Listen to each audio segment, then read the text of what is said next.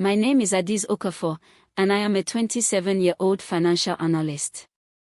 I have always believed that doing the right thing quietly is better than doing the wrong thing loudly. That belief almost cost me everything. And then, it saved me. The conference room on the 4th floor smells like old coffee and stress.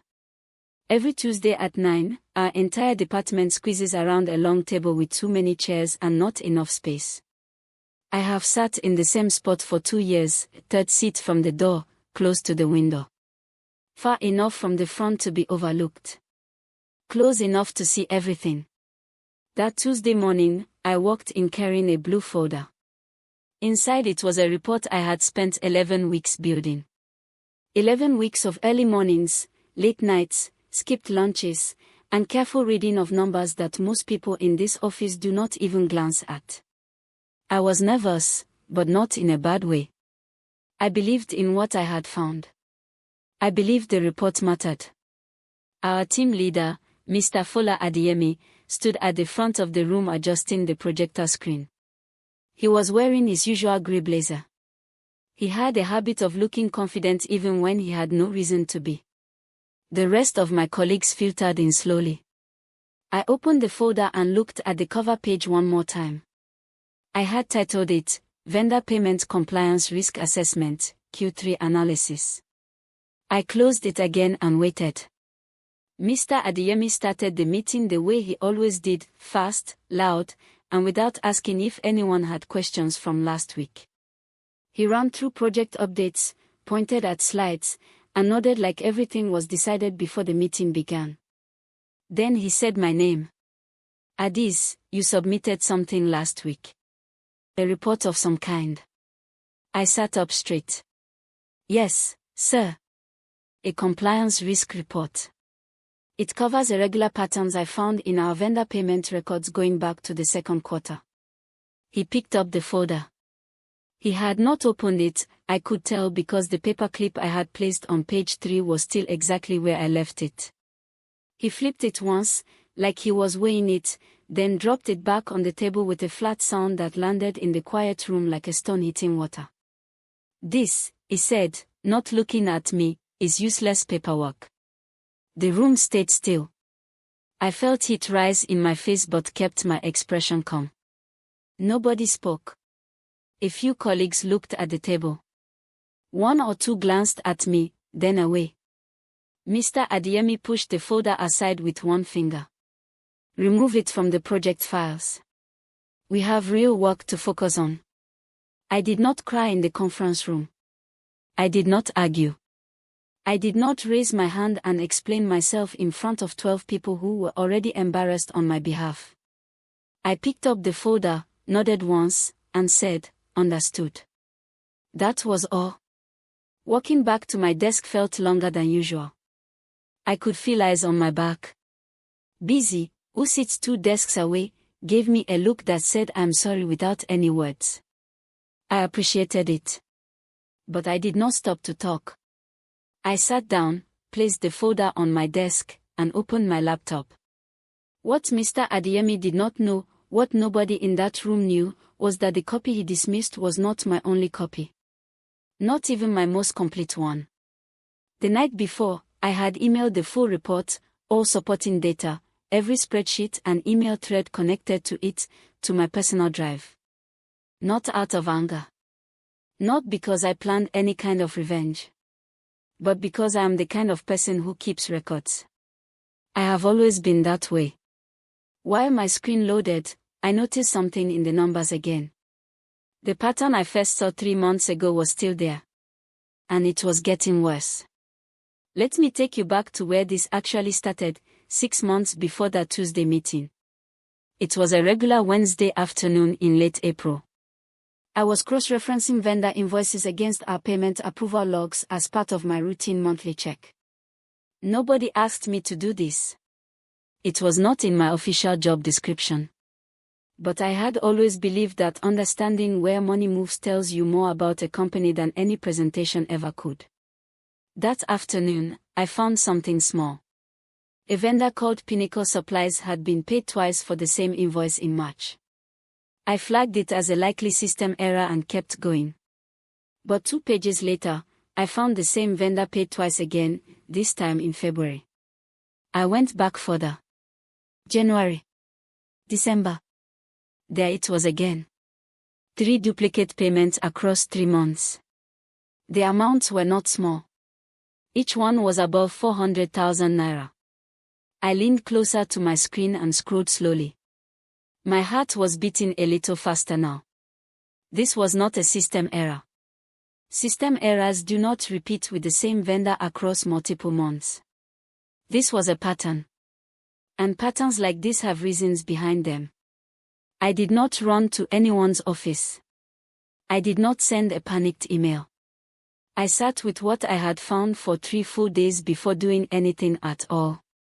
On the 4th day, I began to research quietly. I pulled every invoice from Pinnacle Supplies going back 18 months. I compared them against our official vendor register and found something that made my stomach tighten. The bank account number on Pinnacle's recent invoices was different from the one on their original registration form. It had changed quietly, with no formal update request on file. By the end of week 2, I had found 6 months of duplicate payments to a vendor whose payment details had changed without proper documentation. The total was significant, over 3 million naira. I created a spreadsheet with every transaction, date, amount, and approval signature. I color-coded the irregularities and wrote a summary at the front. My goal was simple. I was not trying to accuse anyone. I was trying to protect the company from a problem growing in the background while everyone focused on quarterly targets. I compiled everything into a formal report and submitted it to Mr. Adeyemi on a Friday morning. He replied with one line, "Noted. We'll review." He never reviewed it. Mr. Fola Adeyemi had been team leader of our analytics department for 4 years. Before that, he spent 6 years at another firm where he built a reputation for fast decisions and cutting what he called unnecessary noise. In our office, his word was close to final. When he spoke in meetings, people nodded. When he approved a project, it moved. When he dismissed something, it disappeared. He was not a cruel man. I want to be honest about that. He was simply the kind of person who had been right enough times that he stopped checking carefully before deciding. He trusted his instincts more than data. He liked simple answers. My report was 43 pages long, filled with spreadsheet references, footnotes, and transaction logs. To someone like him, it looked like noise. The problem with noise is that sometimes, if you ignore it long enough, it turns into a fire alarm. What I later found out, and what would become very important, was that Mr. Adeyemi had personally approved the amended vendor contract with Pinnacle Supplies in January. It was a routine renewal, he had said. He signed it without requesting a compliance review. That signature connected him directly to everything my report had uncovered. He had not read my report carefully enough to realize that. I had been in this office for 2 years. I joined straight out of university with a second-class upper in accounting and finance.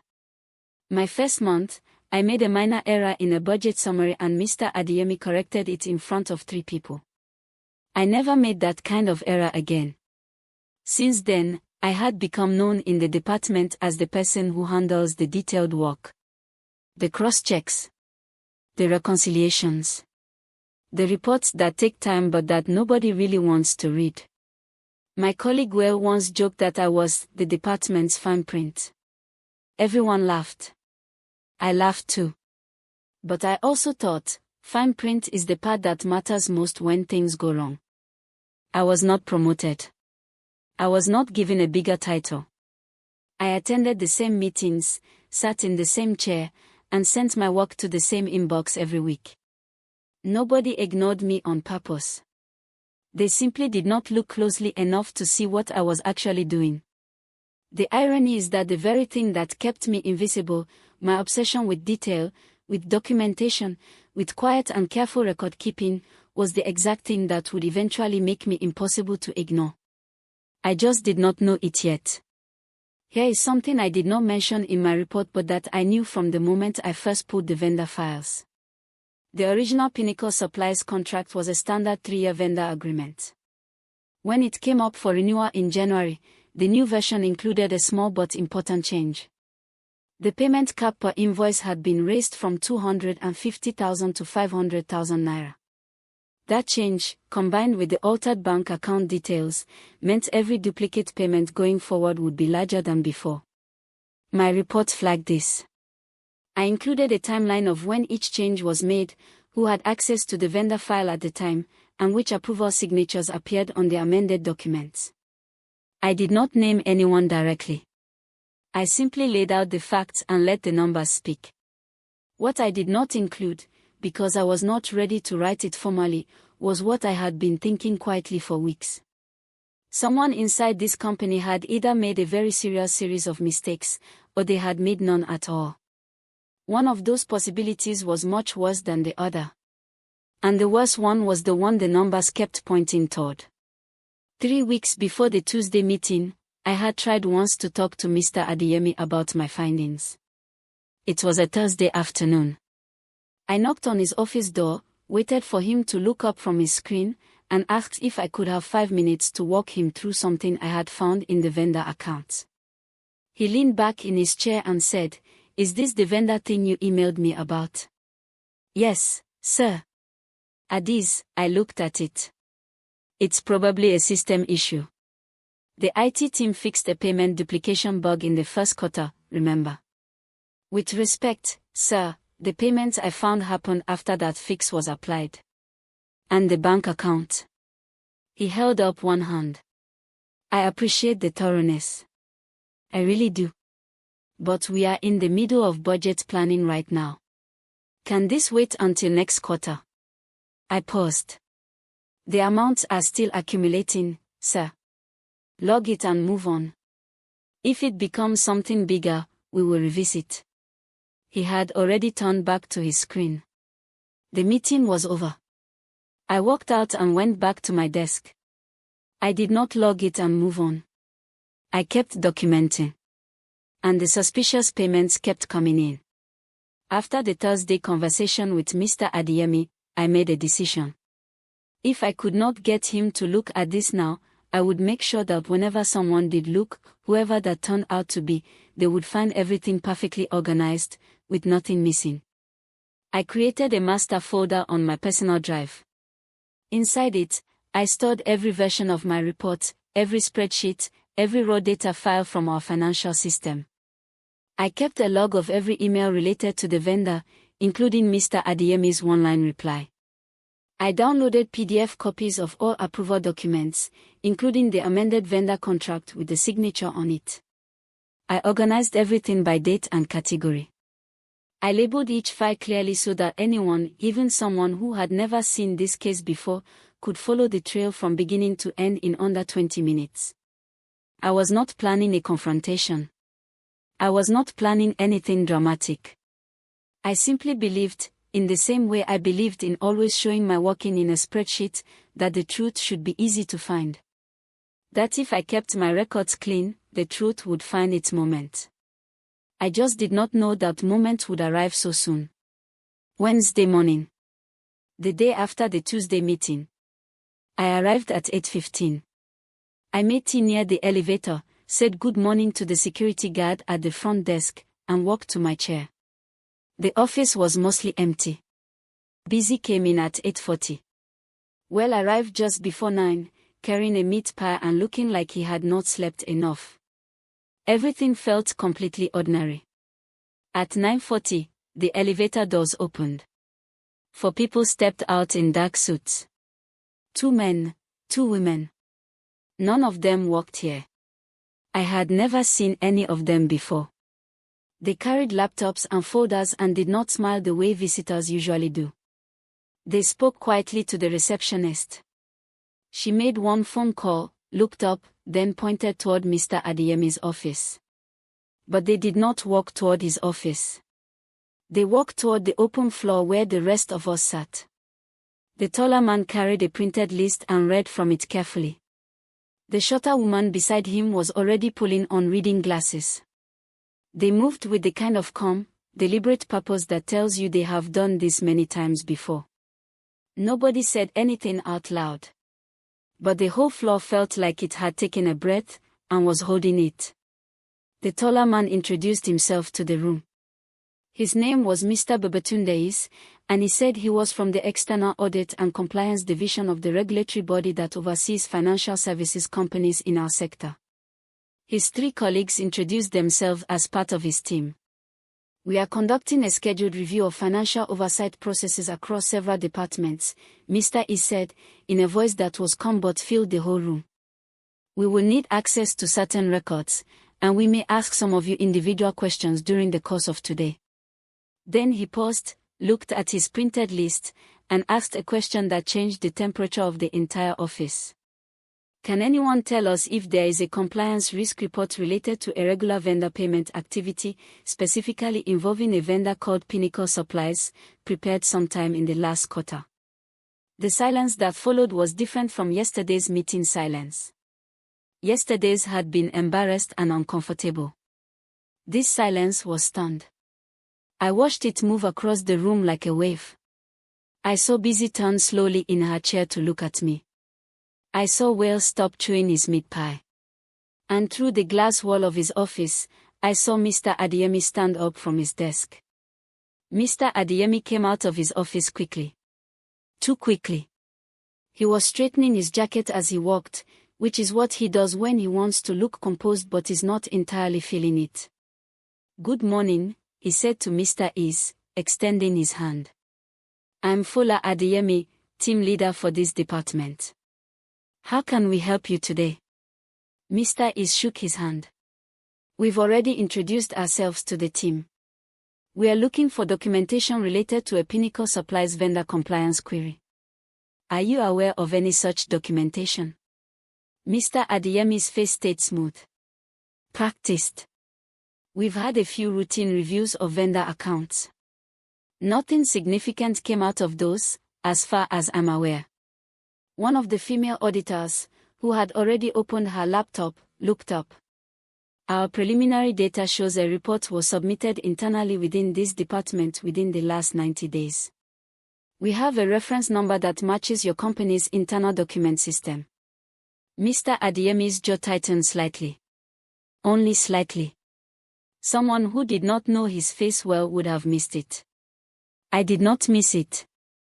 I'd have to look into that, he said. I'm not immediately aware of anything that. The report was marked as received in your inbox on the 14th of last month, the auditor said. The auditors were patient. That was what made them effective. They did not raise their voices. They did not accuse anyone of anything, not yet. They asked clear questions and waited for clear answers.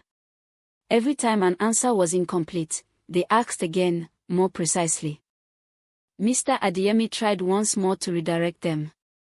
He suggested any informal internal report would need to be verified by the compliance officer before being treated as formal documentation. He said he would organize a meeting with relevant stakeholders later that afternoon. Mr. Is nodded politely and said that would be helpful. Then he turned to look at all of us sitting at our desks, trying to look busy, and asked his next question. The document reference suggests it was authored by a member of this department's analytics team. We'd like to speak with that person directly. The room moved in my direction. Not loudly. Not dramatically. More like how a compass moves, quietly, inevitably, always pointing the same way. Busy turned first. Then Whale. Then 2 other colleagues. One by one, without a single word, 12 people looked at me. Mr. Adeyemi looked at me last. His eyes held something I had never seen in them before. Not anger. Something much heavier. I stood up slowly. I smoothed the front of my blouse. I picked up my laptop. I'm the author, I said. My voice was calm. I had not planned what to say. I did not need to. The truth is the easiest thing to speak when you have been careful with it all along. Mr. Is walked toward me. Miss Okafor. Adis Okafor. I'm a financial analyst on this team. Ms. Okafor, do you still have access to the report and its supporting documentation? Yes.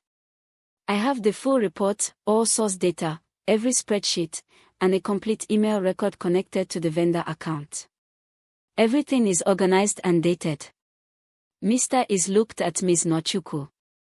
She nodded once. We would like to review those materials immediately, if possible. Of course, I said. I turned my laptop screen toward them and opened my master folder, the one I had been building quietly for months, the one I had added to just the night before after the meeting. The folder that held every piece of evidence laid out in order, clean and clear and impossible to misread. The auditors leaned in. One of them exhaled slowly. This is very thorough, Mr. E said. It was the same report Mr. Adeyemi had called useless less than 24 hours ago. We moved to the smaller meeting room near the stairwell. Mr. Is, Ms. Folake Nwachukwu, and a third auditor named Mr. Chidi sat across from me. I connected my laptop to the screen and walked them through the report from page 1. I started with the discovery timeline, the first duplicate payment found in April, then the pattern across earlier months, then the altered bank account details. I showed them my spreadsheet with every transaction highlighted. I placed the original vendor registration document side by side with the amended contract so they could see the differences clearly. Ms. Nwachukwu asked precise questions. When was the bank account changed? Who had system access to vendor records at that time? Had any formal amendment request been filed? For every question, I either had the answer on screen or could pull the document within 30 seconds. At one point, Mr. E stopped me. Ms. Okafor, who did you submit this report to? To Mr. Adeyemi. On the 14th of last month. I have the sent email here, including his reply acknowledging receipt. I opened the email. The auditors read it. Ms. Nwachukwu typed something into her laptop. Mr. Chidi underlined something in his notebook. The questions continued for over an hour. I answered everyone. After the review session, Mr. Is asked if I could produce a printed timeline, a one-page summary showing every key event from my first discovery to the Tuesday meeting. I went to my desk to prepare it. While I was working, Busy rolled her chair toward me. Are you okay? She whispered. I'm fine, I said. Adiz, I should have spoken up yesterday. When he dismissed the report. I knew it wasn't right. I kept typing. It's okay, Busy. I'm serious. I knew you don't waste time on things that don't matter. I looked at her. What matters is that the documentation was there. That's what counts today. She nodded and rode back to her desk. Within 15 minutes, I had a clean one-page timeline ready. Every date accurate. Every event recorded. At the bottom, I included a note confirming that my report had been submitted to Mr. Adeyemi, that he acknowledged receipt, and that just one day before the audit team arrived, he publicly dismissed it and ordered it removed from official files. I listed the date. I listed the meeting. I walked back and handed it to Mr. Is. He read it from top to bottom, then read it once more. He placed it carefully on top of his folder. Mr. Is asked to speak with some of my colleagues next. He was professional and systematic. He did not call people in randomly. He had a list and walked through it in order. Busy was called first. Then Whale. Then 2 other analysts from our team. I was not in those sessions, so I cannot say exactly what was shared. But I know this, the Tuesday meeting had happened in front of everyone. 12 people had sat in that conference room and watched Mr. Adeyemi pick up my report, call it useless paperwork, and order it removed from official files. That had happened out loud, in front of witnesses, less than 24 hours before an external audit team arrived asking for that exact report. Nobody could pretend they had not seen it. When Well came out of the meeting room, he walked past my desk without stopping. But he tapped the corner of my desk once with his knuckle, a small, quiet gesture. I understood what it meant. By early afternoon, the auditors had spoken to 6 people. Every account matched. The timeline I had built was confirmed from multiple directions. And the meeting room where Mr. Adeyemi was now answering questions had its blinds closed for the first time in 2 years. The auditors requested the full data trail from our financial system. This formal request went through the IT department, bypassing Mr. Adeyemi's access entirely. Within 2 hours, our IT manager, Mr. Emeka Ose, had delivered the full transaction history for the Pinnacle Supplies account going back 22 months. I was asked to assist in reviewing the data alongside Ms. Nwachukwu, since I had the most complete knowledge of the vendor file. We sat at the large table in the main meeting room, laptops open, going through every entry. The pattern from my report was confirmed. More than that, the system data showed 2 additional irregular transactions that occurred after I submitted my report and before the Tuesday meeting. Transactions Mr. Adeyemi could have flagged or stopped if he had read what I sent him. Ms. Nwachukwu circled both entries in red. She said nothing to me. The number said it clearly enough. The total amount of irregular outflows, across the entire documented period, was now confirmed at 4,800,000 naira. My original report had estimated just over 3 million. The gap between those 2 figures represented exactly the period during which my warnings had been ignored. Late in the afternoon, the auditors requested the vendor contract approval records for the current financial year.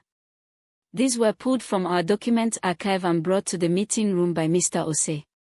I was no longer sitting in the room at this point. I was back at my desk, writing up additional notes the auditors had asked for. But the archive document included a routing history, a log of who had reviewed and signed each document before it was approved. The amended Pinnacle Supplies contract, the one that raised the payment cap and included the revised bank account details, had been signed by one person. His name was on the signature line at the bottom of page 4. The date of the signature was January 9th. I already knew whose name was there. I had known for months. Within 30 minutes of the documents being reviewed, Mr. Is walked out of the meeting room and spoke quietly to someone at the reception desk. A few minutes later, our company's head of operations, Mrs. Kayameka Duru, arrived on the 4th floor. She had been in a meeting on the 6th floor. She was not smiling. She walked directly to Mr. Adeyemi's office. The door closed behind her. It stayed closed for 45 minutes. Mrs. Duru came out of Mr. Adeyemi's office and asked everyone to give their full attention. "Thank you all for your cooperation today," she said. "The review continues tomorrow. All vendor account activity is paused pending the outcome. Please continue your regular duties and respond promptly to any further requests from the audit team." Then she looked at me. "Ms. Okafor, could you come with me please?" I stood and followed her to the small conference room. The audit team was there. Mrs. Duru sat across from me. For a moment, no one spoke. Then she said, "I have reviewed your report and supporting documentation. I also reviewed the internal communication showing when and to whom you submitted it." She paused. "Did anyone other than Mr. Adeyemi receive this report?" "No, ma'am. He was the appropriate channel." She nodded. "And when he dismissed it in the team meeting yesterday, were any other copies left in the official project files?" "No. But I retained all original copies on my personal drive, along with the complete data trail." Mrs. Duru looked at Mr. Is, then back at me. Her voice was quiet. "That decision to keep those records may have just saved this company from a far more serious situation." By Thursday morning, the 4th floor felt different. Same desks. Same kitchen, same elevator, same window view. But the weight in the air had shifted. Mr. Adeyemi did not come in. Nobody announced this. His office was simply dark when we arrived. Computer off. Chair empty. Busy walked past his office, glanced in, and sat down without a word. Will looked at the empty office for a long moment, then opened his laptop. I did the same. I had 2 reconciliations to finish and I focused on those. Around mid-morning, Mrs. Duru stopped by my desk. The audit team has officially logged your report as the primary internal documentation for this investigation, she said. We want to ensure you are properly recognized. I'm arranging a formal meeting with you and the head of finance next week. I thanked her. Also, she added, I'd like you to sit with the audit team again this afternoon. They have additional questions, and they've specifically asked for you. She said it simply and moved on. But those words landed differently than anything I had heard in 2 years here. They had specifically asked for me. Not for anyone else. Not for my team leader. For me. The quiet analyst in the third seat from the door. By Friday, the news had moved through the office the way important news always does in a workplace, not through formal announcements, but through quiet conversations near the printer, exchanges by the elevator, and the way people look at each other when something significant is being processed. What everyone had heard was that the external audit had identified serious financial irregularities tied to the Pinnacle Supplies account. That the irregularities matched exactly the risk patterns flagged in a compliance report written by one analyst on the 4th floor. That the report had been submitted weeks earlier through proper channels. That it was not acted upon. And that it had been publicly dismissed the morning before the audit team arrived asking for it. Mr. Adeyemi's name was not spoken directly by anyone near me. It did not need to be. The facts arranged themselves into a picture easy enough to read. What struck me most was not the attention. It was the realization that my work, the quiet, careful work of checking numbers nobody asked me to check, had always mattered. It had mattered when nobody noticed it. Recognition did not create the value. The value had always been there. I just finally had a room full of people who could see it. The following Thursday, I met with Mrs. Duru and the head of finance, Mr. Keod Bello, in the 6th floor boardroom. I had never been to the 6th floor for a meeting before. They told me the audit had concluded its preliminary phase. The total irregular outflows were confirmed at 4,800,000 naira, and the investigation was being escalated to a formal recovery process. Because my report had documented everything from the earlier stage, the company was in a far stronger position than it would have been without it. Mr. Bello said, your documentation is the foundation of our case. Without it, we would have been reconstructing from scratch, costing us time, money, and a harder conversation with the regulators. Mrs. Duru offered me a formal commendation letter for my employment record. She also said my role was being reviewed for reclassification to senior compliance analyst, effective immediately. I kept my expression professional. Inside, something settled, something that had been tight and unspoken for a long time. Not triumph. Not revenge. Something quieter and more permanent. I thought about the 11 weeks. The Thursday he told me to log it and move on. The dropped folder. That flat sound on the conference table. Thank you, I said. I'm glad the work was useful. 3 weeks later, I moved my things to a new desk. Near the window on the northern side of the 4th floor. More light.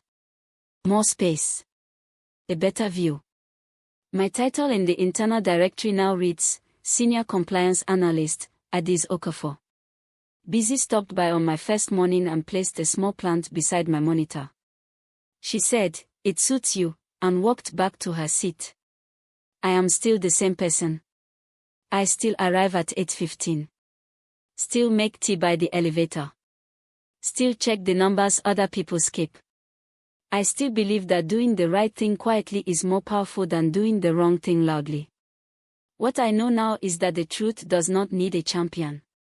It does not need someone to shout it across a conference room. It needs someone willing to document it fully and protect it patiently until it is needed. The report called useless on a Tuesday became the most important document in the building by Wednesday afternoon. The analyst everyone looked past for 2 years became the one person the audit team asked for by name. I did not change. The room finally learned how to look. My name is Adis Okafor.